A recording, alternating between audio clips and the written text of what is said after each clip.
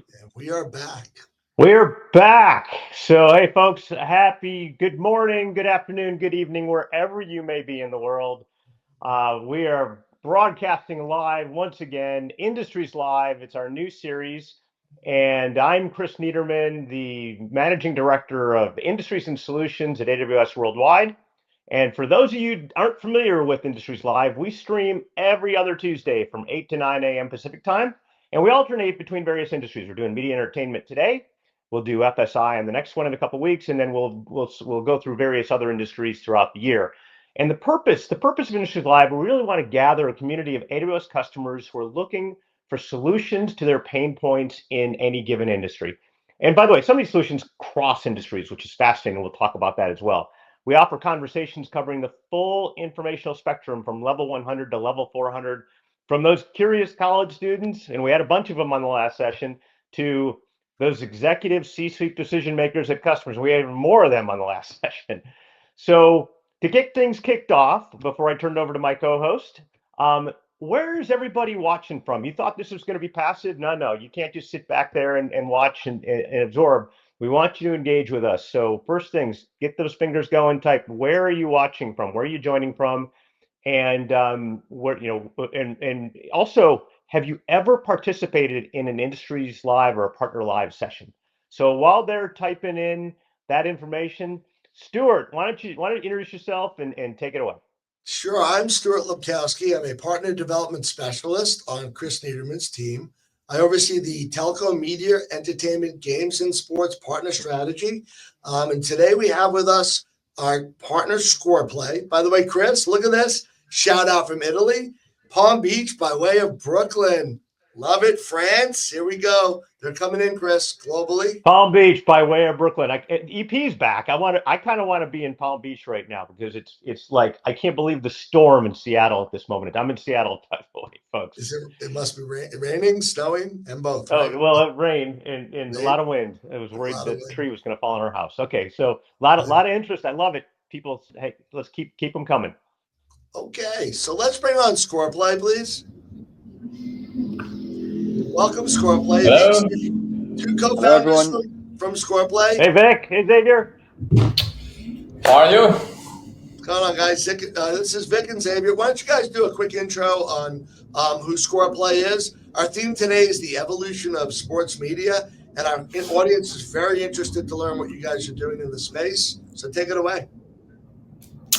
Yeah, happy to kick off. So first of all, thanks Stuart and Chris for the invite.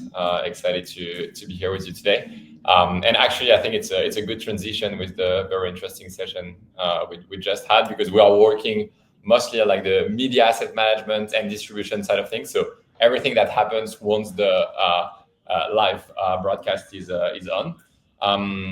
And so what we're doing at ScorePlay is actually very simple. So as you know, we all know teams, league, broadcasters, they are all facing a huge pressure to deliver more and more content, not only on broadcast, but also on more and more social media channels. And so what we help them do is centralize all the content that they already created, so all their archive, as well as all the content that they are currently creating, so all the broadcast feeds, but also the photos, the social videos, everything in one single platform. And that seems like simple, but that didn't exist. They are currently having very fragmented media infrastructure, a tool for basically every single workflow. And the idea of ScorePlay is to say, let's integrate the tool that's our specialized and working super well in this platform, but let's make sure we have one repository, one central source of truth for that.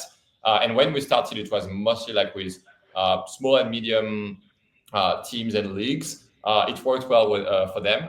So they introduced us to bigger ones. So if you take, I don't know, the French football example, we started working with League 2 and small League 1 clubs.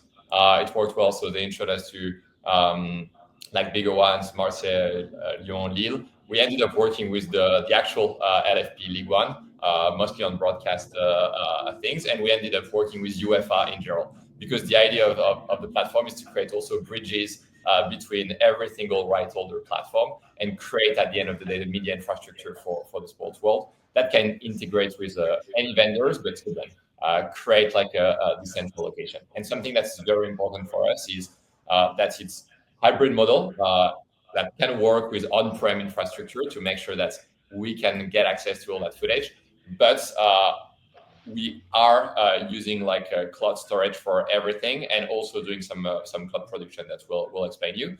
And at the end of the day, it's also using AI to, once you have like everything centralized, tag and index all that content. So facial recognition, brand logo detection, speech to text, like, we are also adding some dubbing in the platform to make sure that all the content can then be personalized and distributed to the right people. So athletes, sponsors, broadcasters, but also obviously like to your social channel, your broadcast feeds, etc. So again, end to end, we'll deep dive into it, but creating this kind of media infrastructure. Okay, and Xavier, quick intro, please. Yeah, so I'm Xavier, co-founder and CTO. So essentially helped with the team here build what Vic just described. I'm the one who chose the cloud provider we'd go with. So we're going with AWS, obviously. So yeah, thanks for the invite, guys. I'm really excited to give you more details about how we built all of this. Okay, we're gonna go a little deeper. Awesome. So we got a picture here. By the way, everybody, shout out to Fareed from Connecticut. These guys will take us through the depths of the architecture, but step back for a minute and think before cloud and a team like this existed. This was all stored on physical tapes and pen drives and moved about in closets with things stacked where you couldn't find things. You wanted to do a highlight or something, you had to go dig through the closets looking for tapes, and then they were labeled wrong. So really innovative what's going on here. Let's take a deeper dive and a look at what they're doing.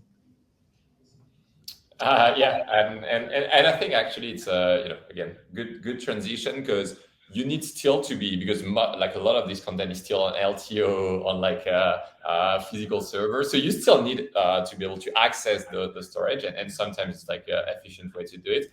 But you need to have like proxies in the cloud, and you need to be able to have like the flexibility of the cloud with the robustness of like the on-prem infrastructure, and that's basically what we try to provide. But why we do that is not just for technology; is because there is actually like a real industry shift, and it's kind of like a standard to say that, but when you think about the number of new channels that fans are using to accessing and to consuming content, used to be like mostly broadcast. Now, obviously, broadcast is still like very important. We saw the number for the Super Bowl; like it's still like the sport, and particularly sports on broadcast is still like the most watched type of content. But now it's also like documentaries, and we saw with like Formula One, for instance, that's with a great show, you can actually like reignite the interest in a sport, which is a huge thing. It's social media, of course, and it has been a long time, but now it's like more and more social media channels. It's all the content creators that you have to feed. It's the OTT platform that you have to create. It's all the new games that you're creating on top of your sports. And for all of that, like you need context. And the strength is that this fragmentation can actually be a hurdle to find your audience. And the fact that you have more and more competition, you have new leagues starting almost every week now. You have like new teams, and you have also a globalization of the sports content. So you are all fighting against each other to this fan attention. And so the opportunity that we think all those sports holders have, that they are still like a huge repertoire of content, and if they are making a good a good use of it, and being able to repurpose it to different usage, different channels, relocate it and like adapt it to different geographies, like from one production they can like reach and personalize it to very different types of fans. And so that's what we've created with ScorePlay. It's like this kind of very simple idea of saying we want to centralize every type of media content that's a team, a league, a broadcaster is producing. So obviously the live broadcast, as we discussed, but also the photos, also the videos, all the branding and graphics aspect that you have, all your archive, of course, we want to index it automatically using data, because we have like so much data accessible in sports. So why not reusing it as much as possible for tagging? And then we want to apply as much as possible like AI on top of it. And again, AI is great, but the user experience is the most important. So how can you include facial detection, brand logo detection, speech to text, dubbing into a great user experience that it's actually saving you time rather than like adding a layer of complexity in terms of integration. And that's what we've done.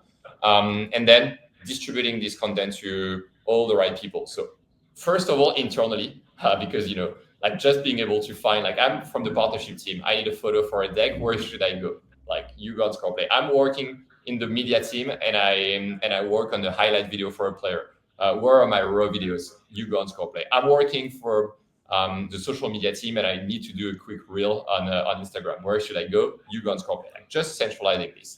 And after, externally doing the same. So with players, making sure that they are posting, because they are the best advocate. Athletes are the best advocates of all those leagues. With partners, because you need to have content to activate the partnerships. It's not just about visibility, it's actually like storytelling and activation. And obviously with broadcasters, because you want them to be able to tell a good story and they need content to do it.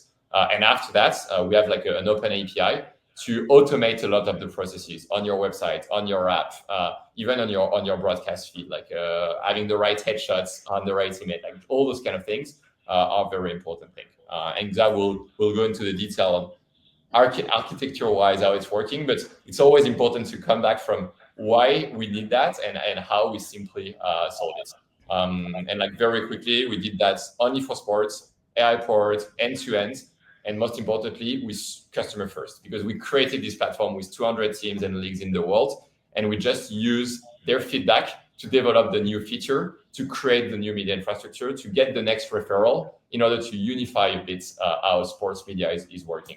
And so, Xavier will take over, but he's our CTO. I'm the CEO, and we brought together like a very good team also of investors and partners. A lot of our athletes actually, because they understand what we're doing. So people like Kevin Durant, Giannis, Rafael Varane, Eli Manning, like a lot of different athletes. That's incredible team. Look at that team, Chris. Yeah, that's pretty awesome. Dream team. Yeah, Mario Götze, like world champion in football, posted on LinkedIn last week saying like, if we were putting a team together of like all those investors, like what sports would it be? and people were having fun on LinkedIn, like commenting on that. So Chris, look at this. We have we were talking about people calling in. We have Nigeria, Chris. I know. That's awesome. It might be a first for us. That's great. I think so. There was a question about APIs. Do you guys have an API? Yeah, and I think a good comparison we usually use is the same way today, like, massive CRMs are toolboxes for sales teams. ScorePlay is a media toolbox. And then, we've got the right interface and the right solution for right holders, right takers, sponsors, broadcaster, and even players who have a native app for them. But all of that was built by ScorePlay, but it's just the tip of the iceberg. And then the really powerful workflows will come from, what people out there build on top of ScorePlay, which means that everything that Vic just described is powered by our API. We're the first user of our API, obviously. But yeah, you can build on top of ScorePlay with the ingest, with the transform workflow, or the automated distribution rules. All that's open in our API, so feel free to build along. Okay, let's talk about Gen AI, Chris. I think they're doing some really, really interesting things in generative AI for what we would call localization. I love to call it globalization of media. It really is taking media globally, but making it local for consumers to sort of take in and look at. Let's talk about localization a bit. Let's talk about Gen AI and what you're doing in the Gen AI space and how cloud has helped change that for you. Yeah, of course. So I think two, big examples come to mind. So I think it's good to take a step back and see how our, typical broadcast and digital users out there managing their live feeds and their localization, before and after ScorePlay. And I think there's two examples to the use of Gen AI. The first one is for graphic injection. So today we have some leagues and huge customers out there that will essentially double their storage on ScorePlay or without ScorePlay, because they're capturing all the clean feeds. So that's clean, no graphics, no commentaries, nothing, and the dirty feeds that comes with graphic overlays, commentaries, and you want to keep that because sometimes for digital use cases, social media use cases, you want the dirty feed. One of the latest features on ScorePlay is like, okay, just focus on the clean feed. We will ingest the data along with that clean feed. And then from only one video, one storage, one stream, you can either clip and distribute your clean feed, or we can do automated injection of those graphics and commentaries inside the video so that you can distribute the dirty feed. So first of all, we slash your storage by 2. We slash your network usage by 2, which we saw with the first hosts here on the panel, how important it is to try to limit your on-prem infrastructure and distribution to the bare minimum. And now we can do that, time codes all those videos, and all we need is one video feed, one third-party commentary feed, and one data feed, and we'll replay all those nice graphic overlays and commentaries inside that video. So I think that's the first example. Again, super simple. Before you needed at least 2 streams, and even more so with customers that had 1 per language. Now we can do it just once, and now we're pushing this even further with dubbing. So now we can just ingest 1 feed, 1 dirty feed, 1 language. We'll do speech to text on that. We can translate into many languages, and then you can turn back through dubbing and distribute that live feed in any language you want. So again, that's just one of the powers of ScorePlay, and that's why it's not just focusing on live. Because what if you want to do that, with an archive video? What if you want to do that, showcasing the best football moves of the season and push that in Spanish, but you ingested everything in English? So that's the whole objective of, once we control the infrastructure, which is the baseline of what ScorePlay is doing, then we can start adding these features on top that provide real added value to our customers. Excellent. So a question for you is you're talking through that, it's really interesting because you're really addressing some specific customer needs, customer demand signals. And as you look out further, 1, 2, 3, 5 years, are you seeing any trends, changes in the industry with the customers that we need to get ahead of, that we need to be thinking about? The old adage, like, don't skate where the puck is, skate where the puck's going. Like, where's the puck going next 3 to 5 years that we should be thinking about? Yeah, so it's funny because we keep saying about ScorePlay that we bridge the gap between digital world and broadcast world. And the reason why we say that is that, from the broadcast world, you're coming from a world where it has to work. I mean, we can't understand bugs. You can't have that black screen. You can't have that missing audio track. Like, it needs to work, which is usually why we're going with legacy on-prem solutions, on-prem architectures. And then we try to look at that. And then on the other end, which is where we've come from with Vic, you have digital workflows. They're social media first. They're lightweight. Everything is live ingested, and maybe you care a bit less about selling exclusive rights, but you want the right piece of content to the right end user through the right means. And we created ScorePlay starting on the digital side of things. So, exclusively on the cloud. Pieces of content are pretty lightweight. We're talking photos, videos, and then little by little, we expanded into the broadcast world. And I think what this has really allowed us to do is take the latest innovations and technology from digital. So we're talking, AI tagging. We've just mentioned Gen AI. We're mentioning about cloud optimizations, and how can we apply that for broadcast? So that now we can have these innovative workflows and automated distribution to any type of stakeholder, but apply it with broadcast quality workflow made to be on that 8K screen during the Olympics, in big flat screens in Paris. So we really look at the latest trends and innovations on digital, and then look at how we can apply that and combine them with broadcast heavy workflows, which historically came with airplanes, helicopter cameras, and on-premise trucks.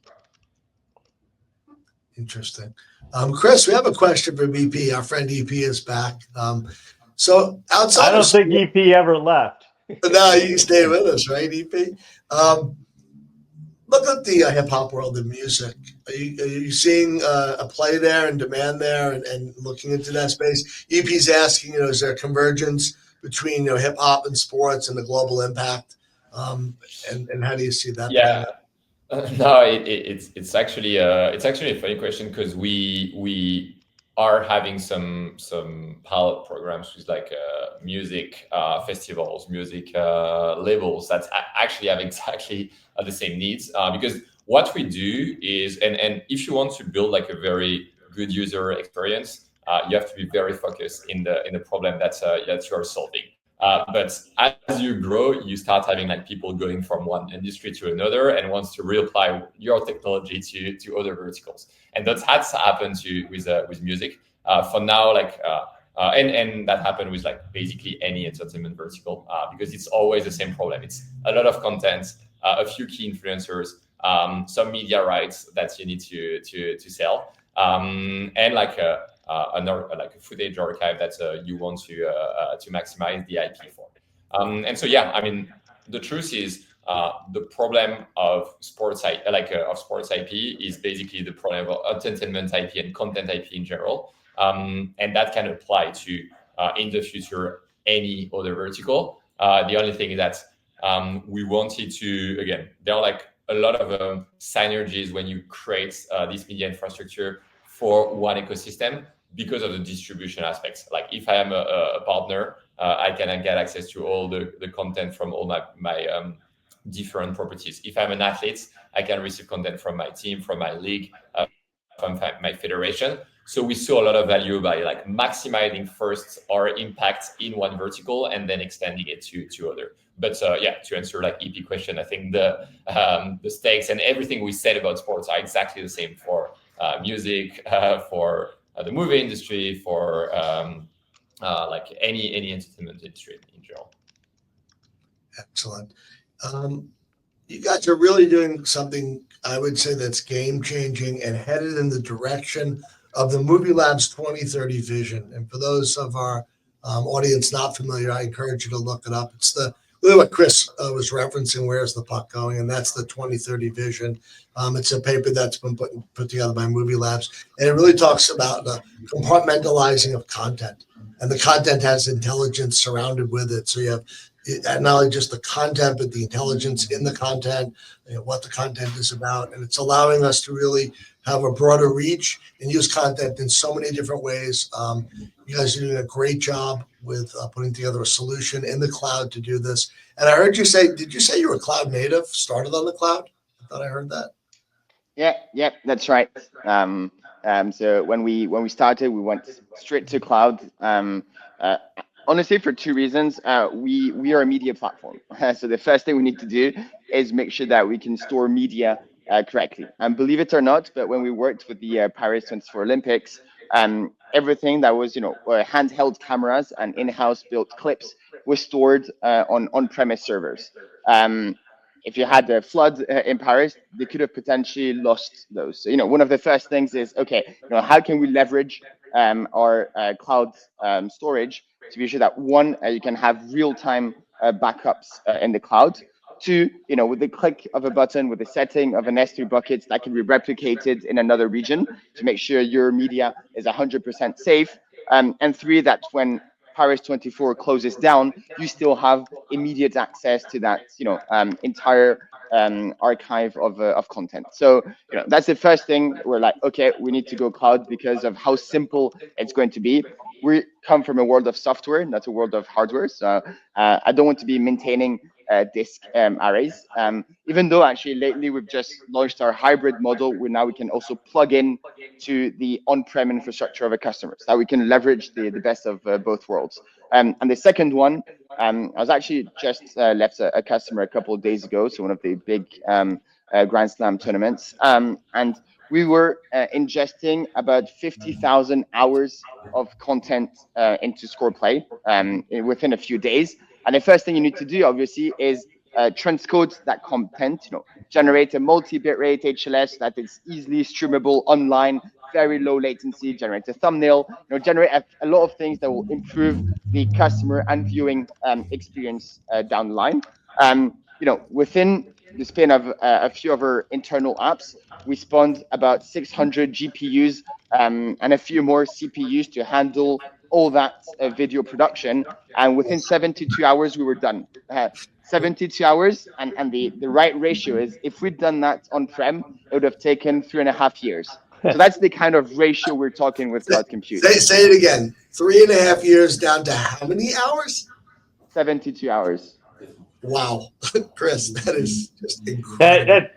I mean, it's awesome. So I'm just doing a quick time check here. We got about 3 minutes left, and I am, and Stuart's going to laugh at me. I love the takeaways, call to action. So for everybody on this listening, thousands of people listening in here, if they're super interested in learning more, getting moving, leveraging your offerings, what do you recommend? What one action do you recommend they take in the next 72 hours?